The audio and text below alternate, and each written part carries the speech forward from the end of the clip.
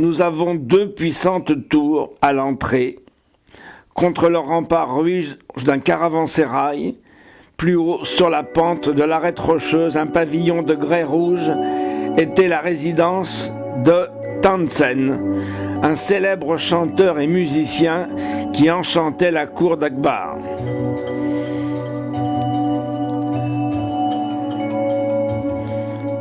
Nous sommes maintenant dans la vaste cour de 112 mètres de long sur 55 mètres de large, qui est entourée de portiques ininterrompus par la loge surélevée, où l'empereur, entouré de ses ministres et de ses officiers, prenait place chaque matin, 3 heures après le lever du soleil.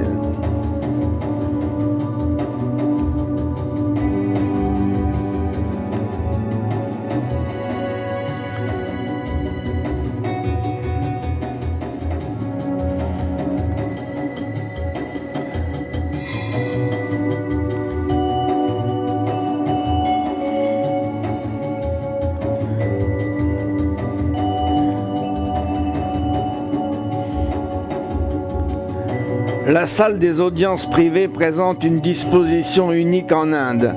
Un pilier central supporte un extraordinaire chapiteau formé de 3 séries rayonnantes de consoles à clés pendantes superposées qui sont surmontées d'un balcon circulaire, accessible par 4 passerelles aux balustrades de pierre ajourées. Au cours des audiences, le souverain se tenait sur la plateforme centrale, ses ministres aux 4 coins.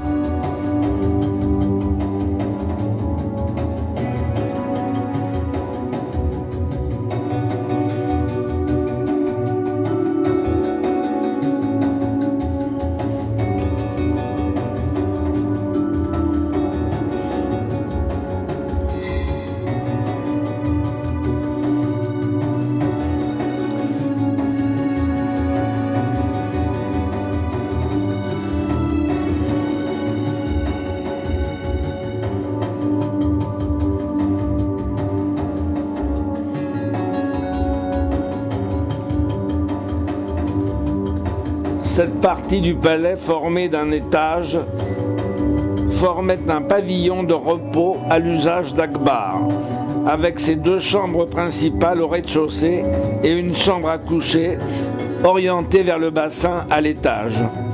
Ce bassin, Anup Talao, ce bassin sans pareil, peu profond, est accessible par des marches et doté d'une plateforme centrale à laquelle conduisaient 4 passerelles de pierre. Ce bassin d'agrément est situé en face des appartements privés de l'empereur. C'est sur cette plateforme que se tenaient chanteurs, dont le célèbre Tansen, et les musiciens.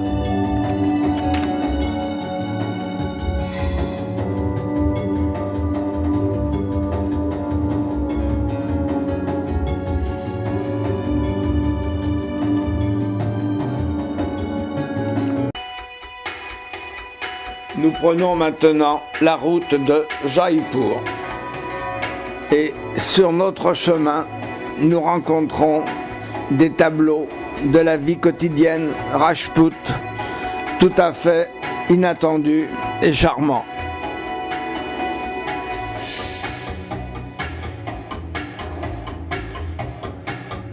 Nous traversons des villages où le temps semble s'être arrêté.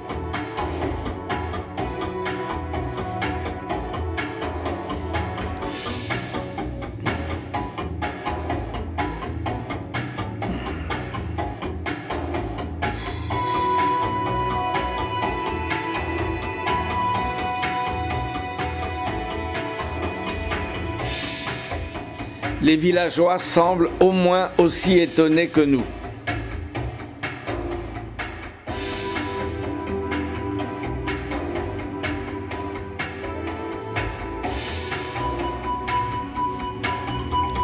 Une caravane.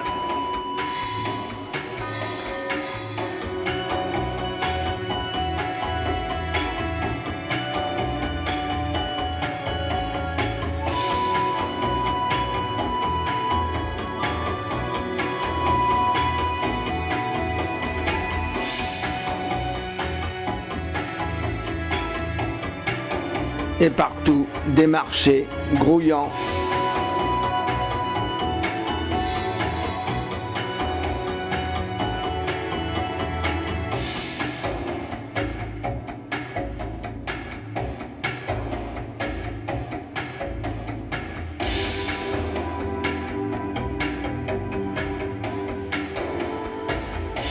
Nous arrivons maintenant à notre hôtel à Jaipur.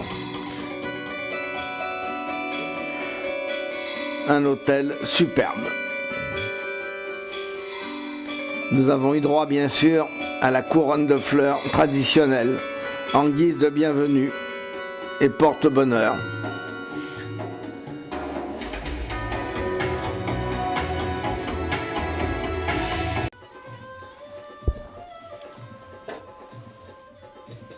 Jaipur. Jaipur, la ville rose, est corsetée par une immense muraille crénelée. Elle endigue avec peine les marées humaines qui animent la partie la plus fascinante de la plus turbulente métropole du Rajasthan. Avec ses bazars bourdonnants d'activités, ses temples, ses palais fastueux, d'étranges instruments d'une taille monumentale, conçus par un Maharaja astronome pour déchiffrer les secrets du ciel. À quelques kilomètres du centre, par la route de Delhi, on découvre à Amber l'impressionnant et somptueux repère fortifié de la dynastie de Maharaja Rajput, ancêtre de la maison de Jaipur qui monta au zénith de sa puissance et de sa fortune en liant son sort à celui de l'empire moghol. Ce fort d'Amber que nous allons aujourd'hui escalader à dos d'éléphant.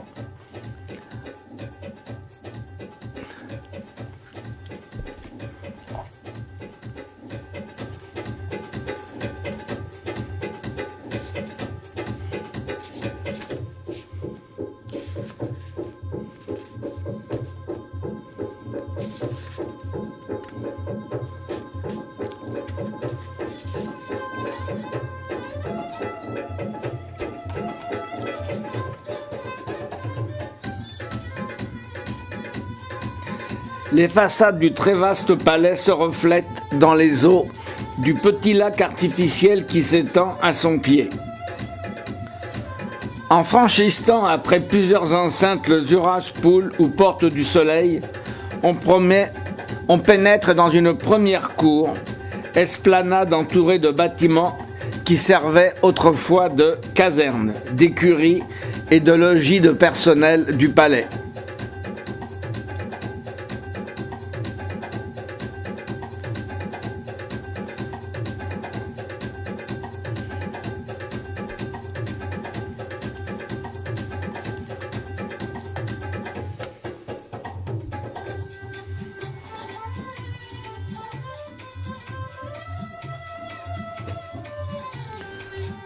Dans le coin de la cour, une rampe descend vers le petit temple de Kali. Il abrite une statue de la terrible déesse de la destruction et de la mort.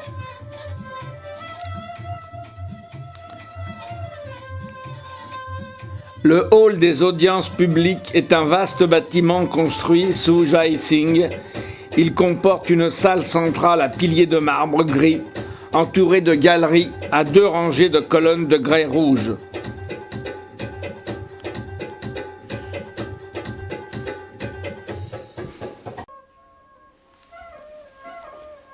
Dans l'angle, lorsque l'on fait face au pavillon, une rampe conduit à l'étage supérieur, celui des femmes.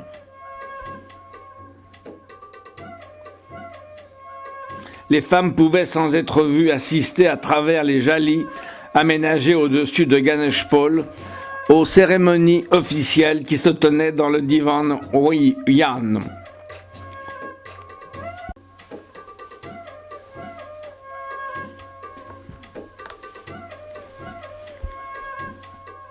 La vue est superbe sur l'ensemble du palais. Nous sommes maintenant dans le Jas Mandir. Ce hall de gloire est lui aussi un hall de réception et d'audience. Plus intime, magnifiquement décoré de verres colorés.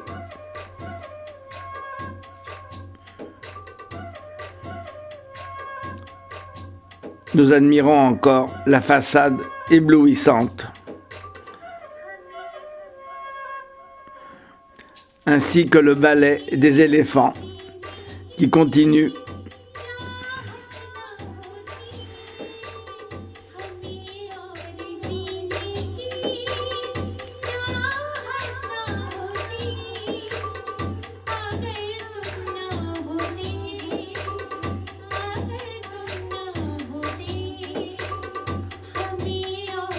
On aperçoit les mosaïques de verre coloré, les miroirs, les moulures dorées et les pierres de couleur finement polies.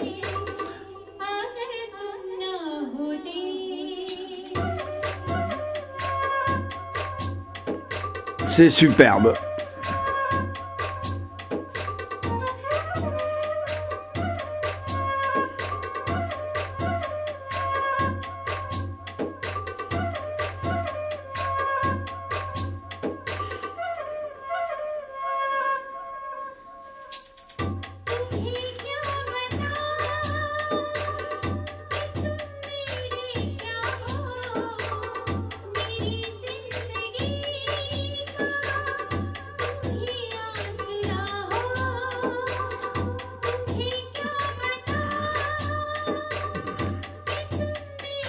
On découvre de là une vue très séduisante sur les jardins et sur la cour intérieure du palais. Un habitant des lieux sympathique.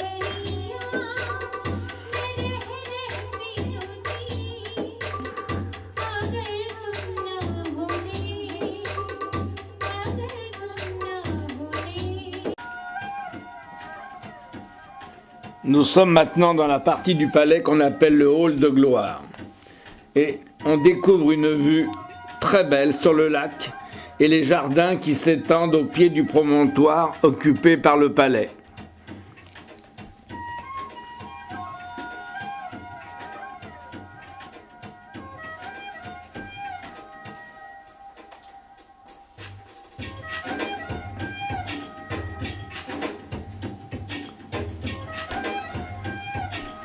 Le ballet coloré de quelques femmes Rajput qui sont en train de travailler dans le fort.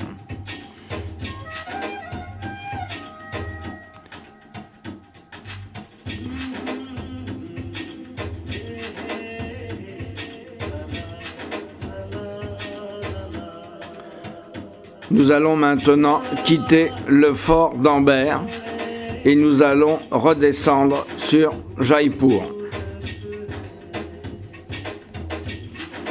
Au passage, nous passons devant un superbe palais Jain.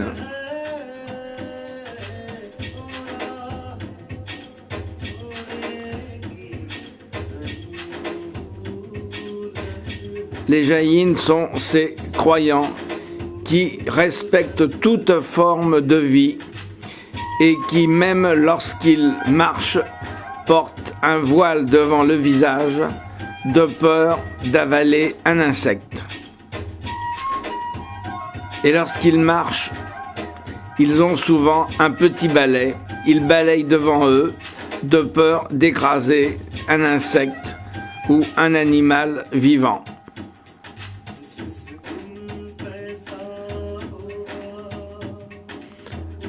Nous apercevons des bas-reliefs et des sculptures superbes.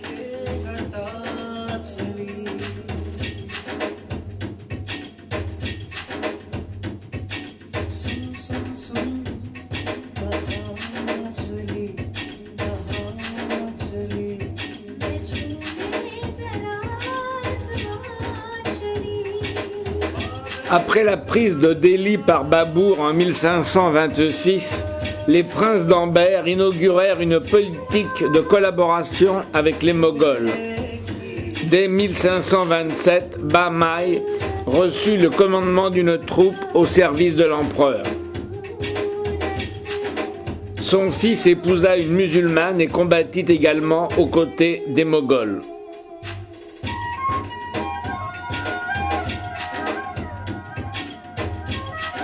Nous avons une vue superbe sur l'ensemble de la forteresse.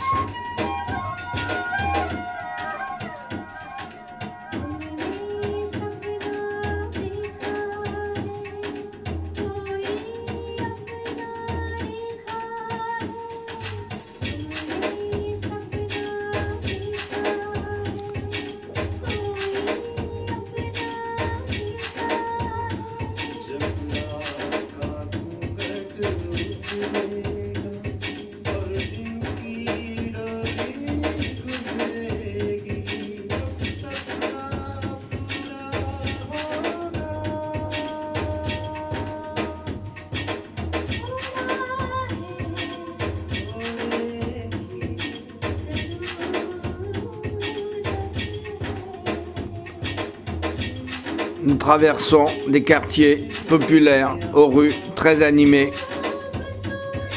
aux échoppes nombreuses. Et nous allons pénétrer dans Jaipur par une des portes principales.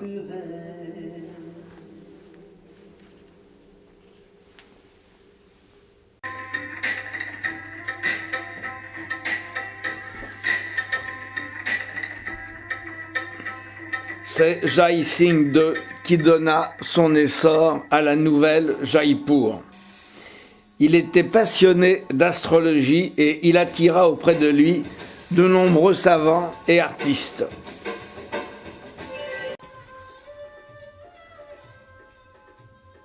Madame la Vache trône, comme toujours, au milieu de la rue.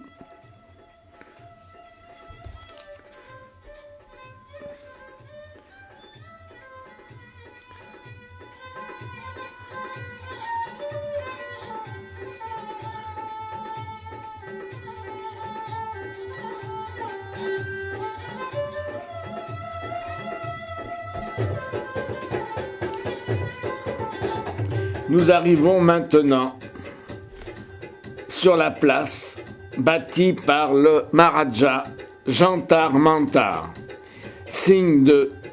Il avait entrepris de réviser le calendrier hindou et il fit bâtir de 1728 à 1733 cet observatoire astronomique composé d'instruments colossaux, pour la plupart élevés en appareils maçonnés recouverts de stuc, comme il l'avait fait en 1724 à Delhi.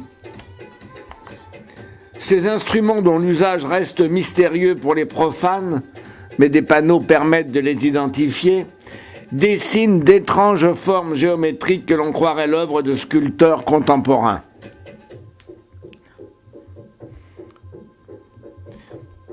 Nous sommes maintenant dans l'Albert Hall. Dans les beaux jardins de Ram Nivas, aménagés en 1868, l'Albert Hall fut construit dans le style indo-musulman sur l'initiative de Ram Singh II.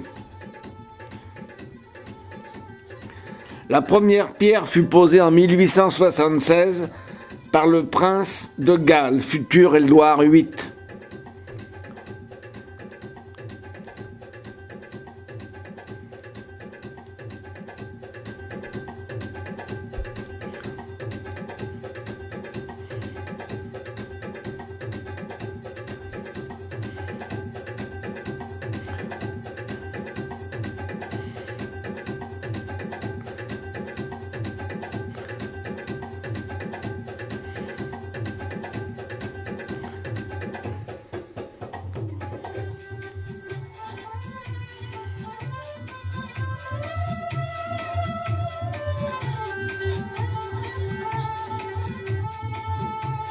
Nous admirons les façades roses de Jaipur.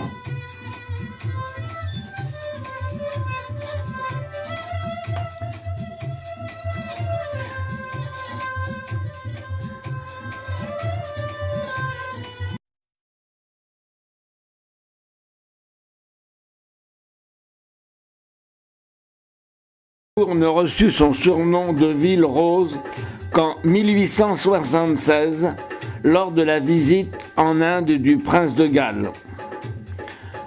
Depuis lors, les propriétaires sont tenus d'entretenir régulièrement le revêtement de leur demeure, sous peine de fortes amendes.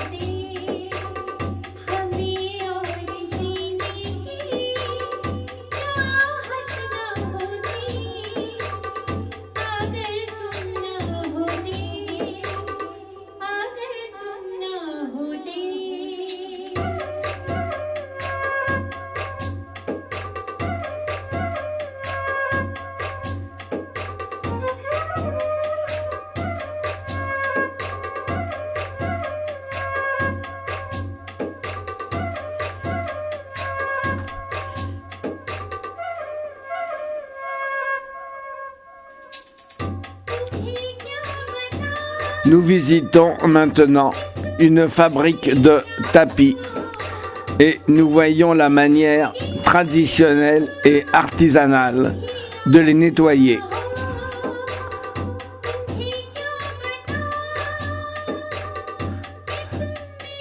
Et l'on voit les couleurs éclatantes ressortir au fur et à mesure.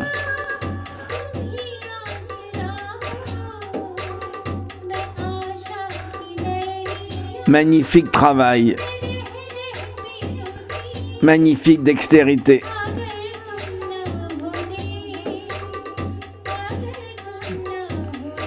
Couleurs éclatantes, beauté de l'artisanat indien. Bienvenue à l'hôtel.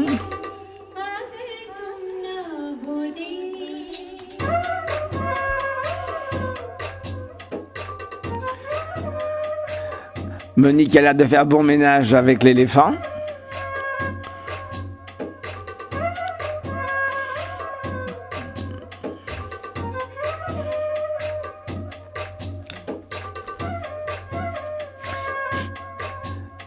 Les musiciens nous attendent. Petite sérénade.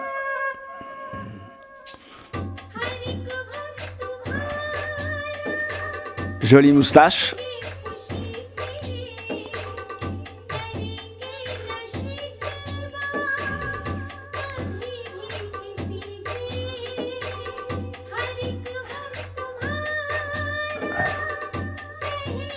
Le lendemain matin, nous quittons l'hôtel de bonne heure et nous allons de nouveau nous arrêter devant Jaipur, où nous allons admirer l'ensemble du palais sous un jour différent, dans la brume du matin, dans le soleil qui se lève doucement.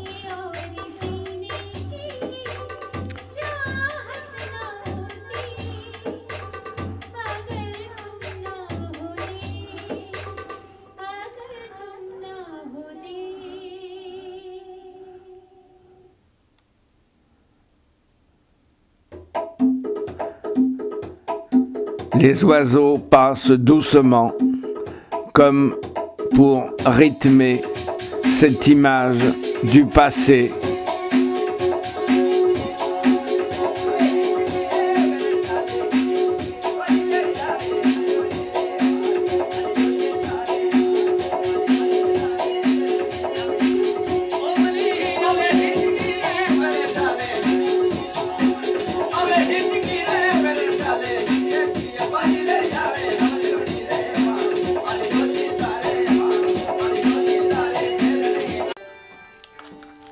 Avant de quitter Jaipur, nous allons nous diriger vers le Hawa Mahal, appelé également le Palais des Vents.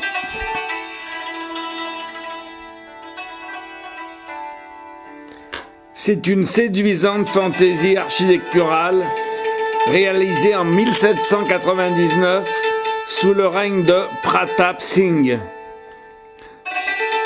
Il dresse du côté de Shirsh Drodhi Bazar une élégante façade rose rythmée de loges saillantes, couverte de demi-dômes et ouvrant sur la rue par des fenêtres à écran de pierre ajouré. À chacun de ces 5 étages, de petites ouvertures en forme d'alvéoles permettaient de contempler le spectacle de la rue et des manifestations publiques à l'abri des regards indiscrets.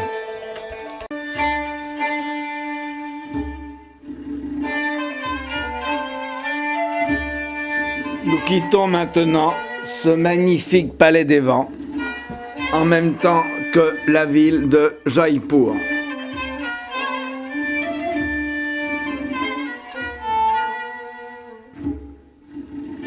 Transport d'un autre temps, visage d'une autre époque. Nous nous arrêtons dans un petit marché où nous allons nous promener et approcher de plus près les Rajputs dans leur vie quotidienne.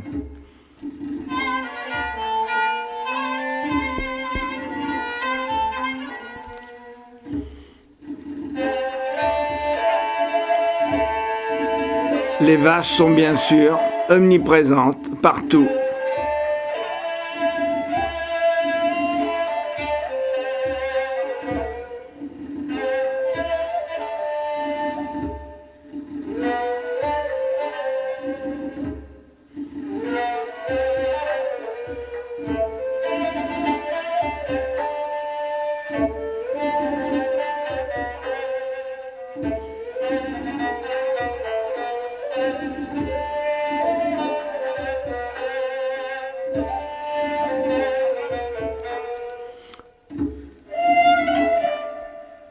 Nous reprenons maintenant notre route.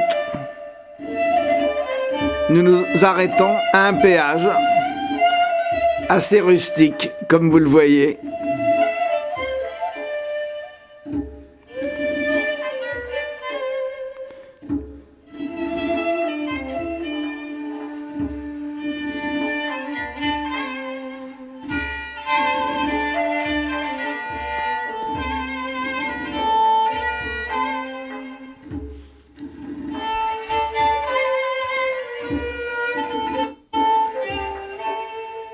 Nous arrivons maintenant vers le Shekhawati, une petite ville célèbre pour ses havelis. Ce sont de somptueuses demeures patriciennes occupées autrefois par de prospères commerçants.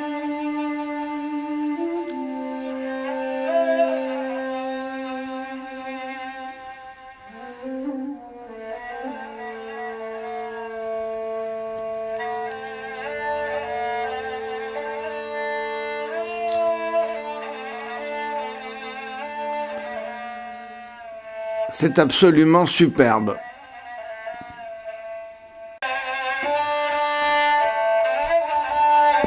À l'instar des palais Rajput, les Havelis explorent toutes les possibilités décoratives.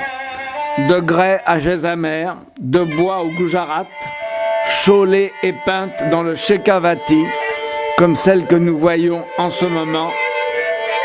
Elles traduisent la personnalité de leur commanditaire.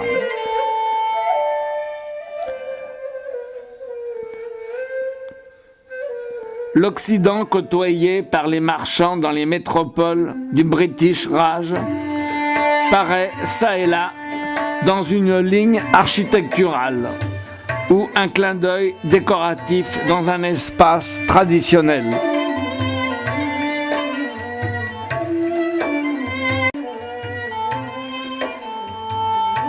Un gardien veille parfois encore aujourd'hui sur l'entrée de la demeure, signe que le propriétaire des lieux n'a pas oublié la maison de ses ancêtres, où il vient pour de rares visites.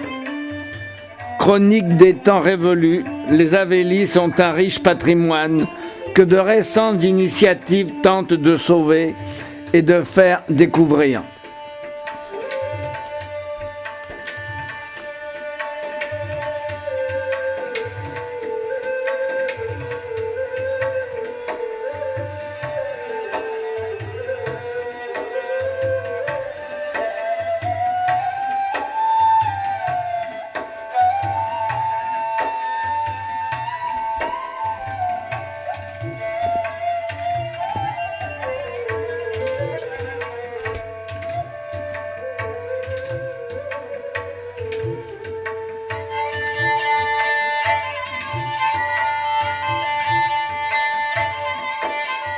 Les Havelis de bois du Gujarat ne sont pas antérieures au siècle dernier.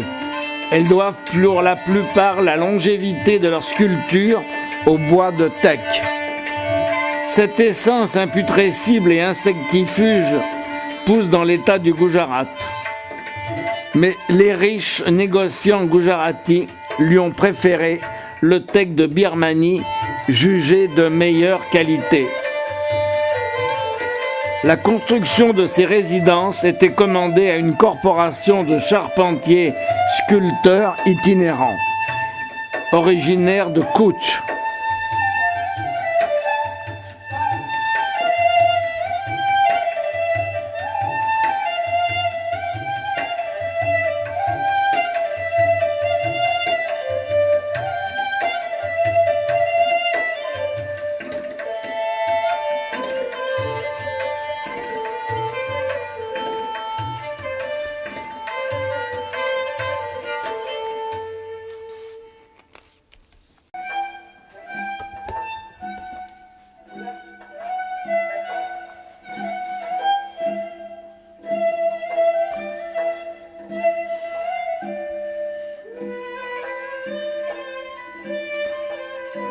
Nous admirons ça et là encore de magnifiques fresques.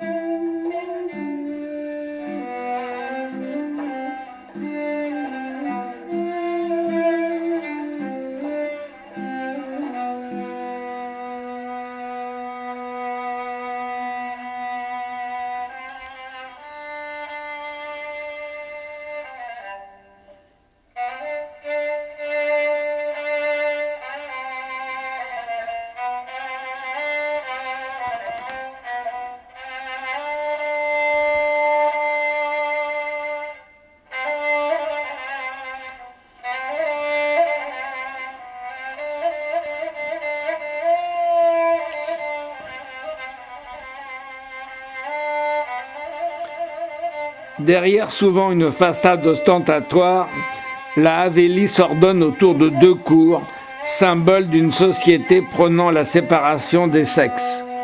le domaine des femmes et le domaine des hommes étaient parfaitement séparés. C'est là que le maître de maison recevait ses hôtes et traitait les affaires.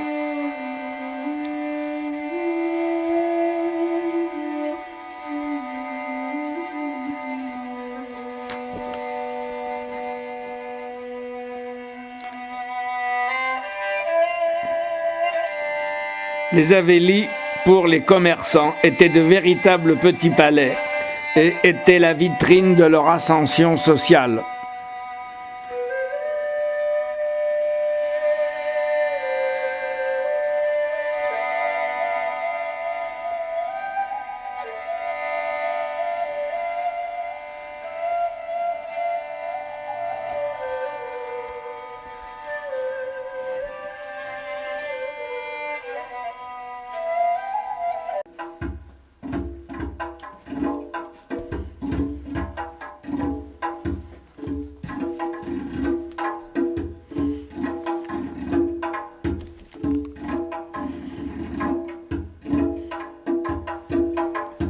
Et soudain, dans un champ, nous voyons une scène venue vraiment de la nuit des temps.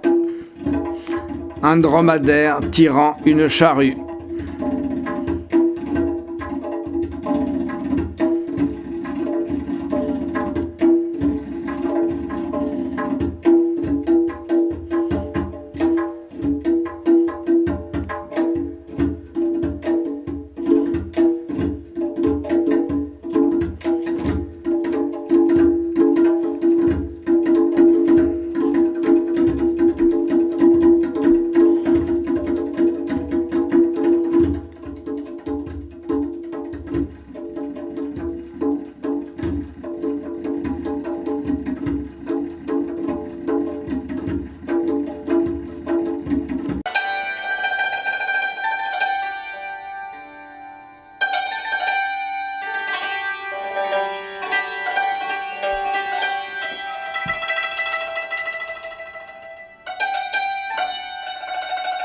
Nous reprenons la route de Bikaner.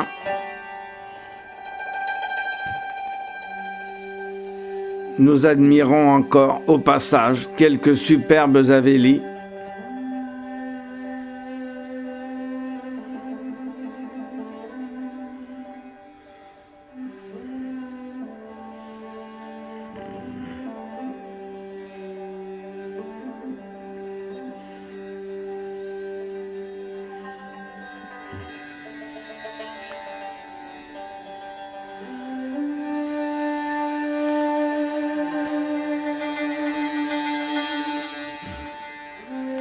On fait maintenant un petit peu de shopping.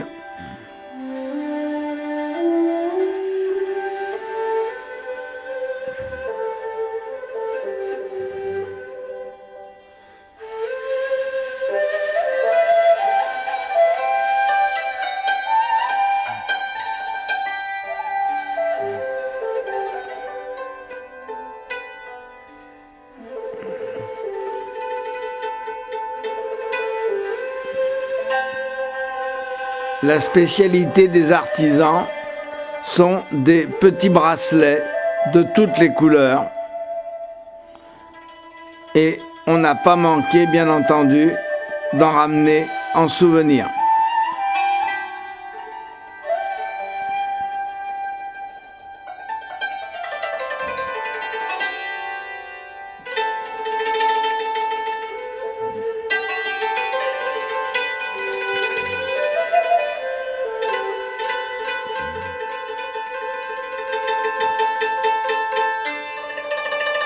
Et comme partout en Inde, les échafaudages faits avec des bambous.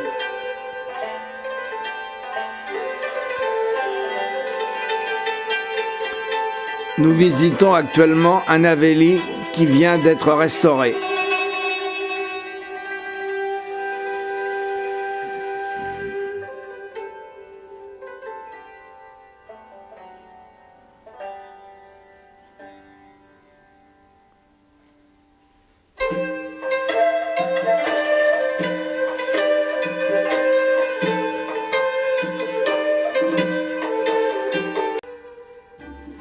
Nous arrivons maintenant au Lagarde Palace.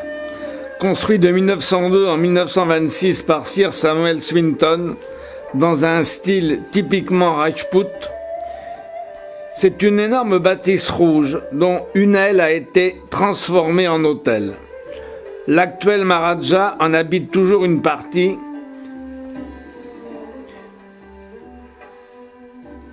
Nous découvrons notre chambre.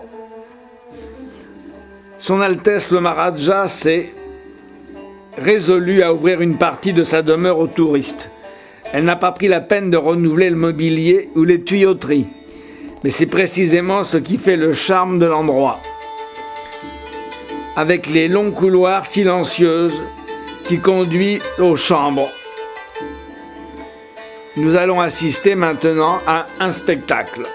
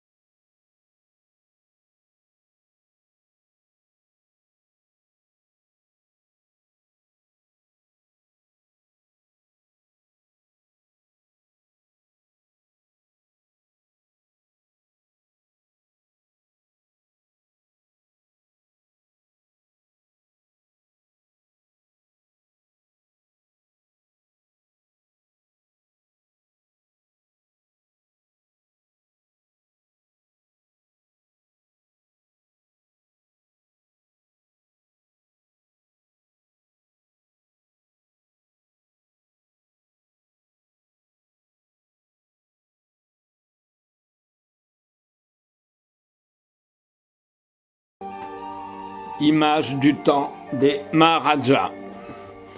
Aujourd'hui, nous allons découvrir la ville et le fort Jungamart de Bikaner. Pour l'instant, nous admirons le palais dans lequel nous avons passé une nuit. C'était très beau hier soir, mais c'est encore très beau ce matin. Parmi les illustres visiteurs qui rendirent visite au Maharaja de Bikaner figure Georges Clemenceau, qui vint d'ailleurs participer à une chasse au tigre. De là peut-être son surnom.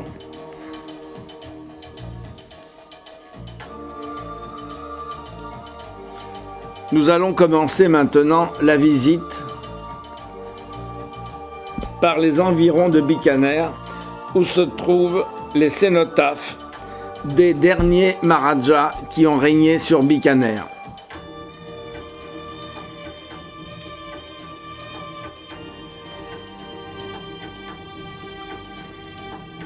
Les plus anciens datent du XVe siècle.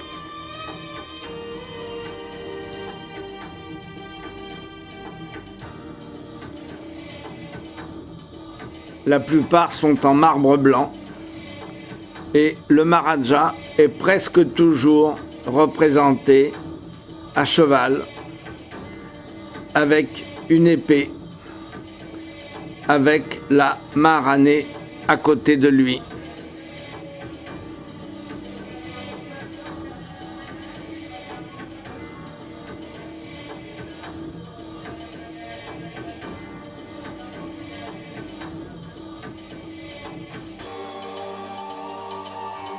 En voici un exemple.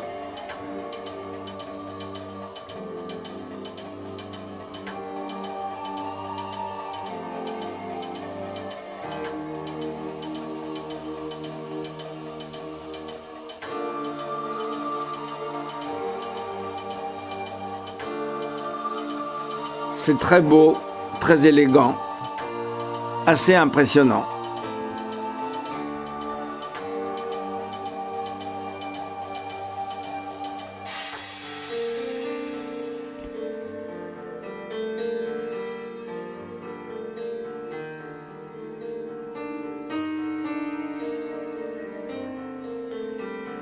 Ce fut le Maharaja de Bikaner, Ganga Singh, qui combattit sur le front de Chine pendant la guerre de 1914.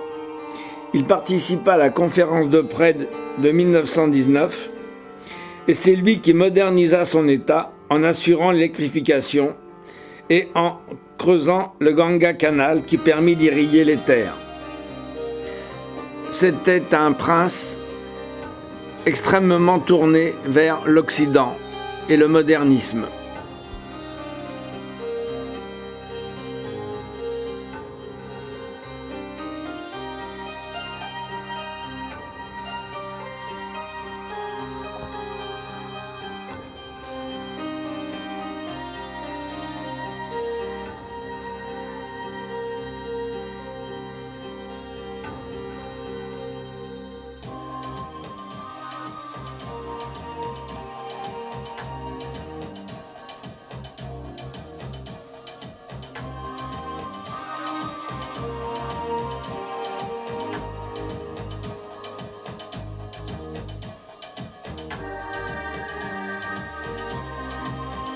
Nous nous dirigeons maintenant vers Bikaner et la forteresse de Junagadh. Cette impressionnante citadelle qui abrite les anciens palais des Maharajas de Bikaner fut édifiée en 1485 par Rao Bikaji, le fondateur de l'État qui lui donna son nom. Il était un général des armées d'Akbar et il fit construire ce fort avec un mur d'enceinte de près de 1 km de périmètre, renforcé par 37 bastions et percé de 2 portes, dont celle par laquelle nous pénétrons aujourd'hui.